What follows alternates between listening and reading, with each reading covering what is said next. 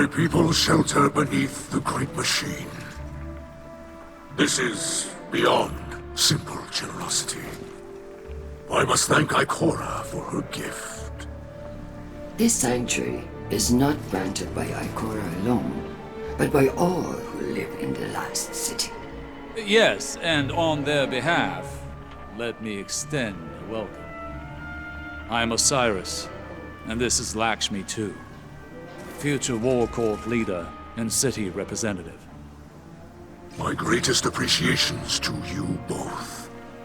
The House of Light thanks you. Your house can best show gratitude by keeping to itself. I know your assistance with the Vex will benefit us all, but not everyone in the city is so open-minded. You appear to be settling in. I will leave you to it. If you require further help from us, you must only ask. I shall. There are several modifications we will need for stable ether production. Submit a proposal to Ikora. She seems willing to get you anything you need. I must return to the people in the city. Future War Court has foreseen great misery for them in the days ahead, and they will need an advocate. I often forget how highly those in the tower have placed themselves. The air is thin there.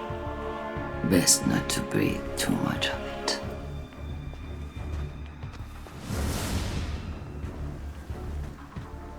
You must understand this situation is tense for us all.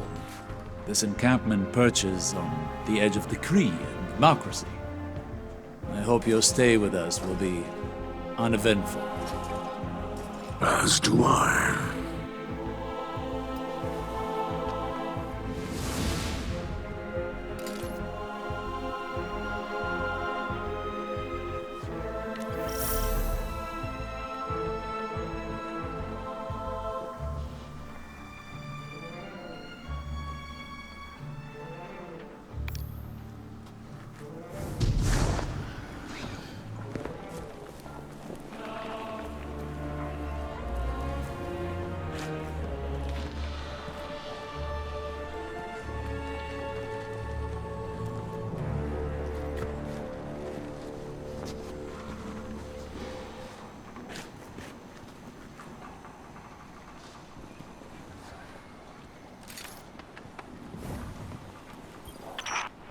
Humans think of ether as food for Eliksni, a form of sustenance.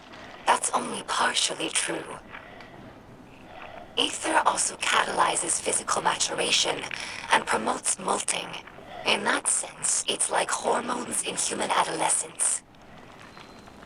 In a world of unlimited ether, like Rees before the whirlwind, all Eliksni look like captains. That's our final form. Most Eliksni you see now are underdeveloped. They're forever stunted by ether rationing, which began as a necessity and gradually evolved into a mechanism of social control. Now, ruthless leaders like Spider use the distribution of ether to keep their followers dependent. If Eliksni are ever to live in peace, we must make ether available to all, regardless of rank.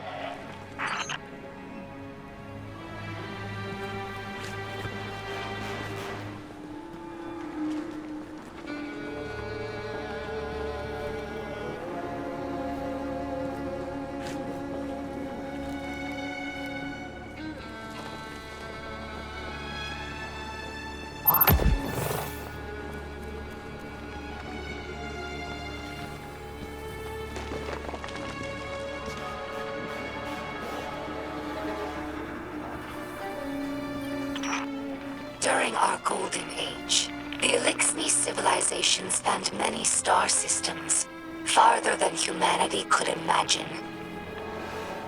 And in all of our exploration, we never found anything more wondrous than the Great Machine. It's one of the few things that all Eliksni houses can agree on. That's why shrines like these are made of many small pieces. Each bit was added by a different house. It's a tradition that lasted generations. Most of those houses are now extinct, and their members are scattered. It's funny. I revered the Great Machine all my life, without ever having seen it. And now that it's right overhead, I still look to this shrine for comfort.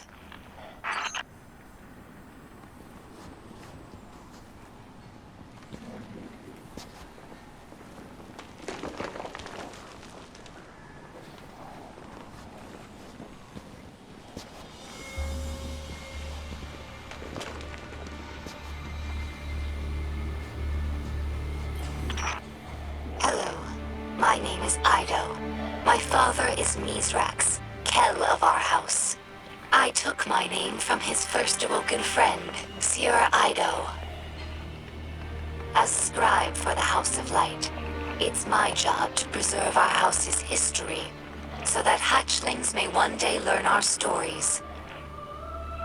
Mizrax Kel requested that I leave some records for the humans of the last city, so they might learn about Eliksni culture in their own time. As he says, inside a ketch, everyone breathes the same air. Though I have doubts that the humans will care to hear our stories, the snipers who look down on us do not seem like the curious types. But the Great Machine has chosen them, so I must give them the benefit of my faith. Hopefully this effort does not go wasted.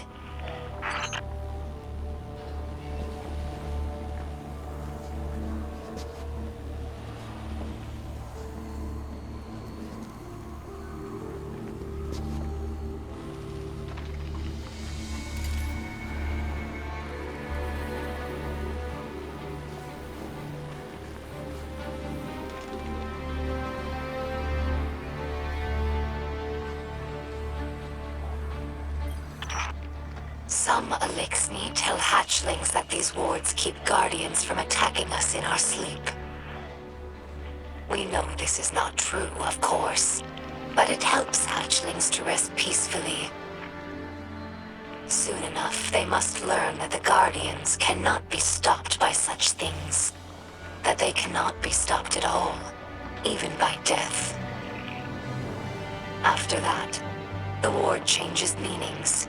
For grown Eliksni, it's a reminder that the Great Machine blesses life givers and killers alike.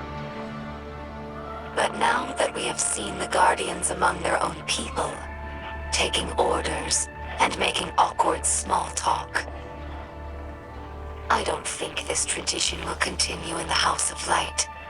We no longer see Guardians as monsters, just people, frightened and misguided.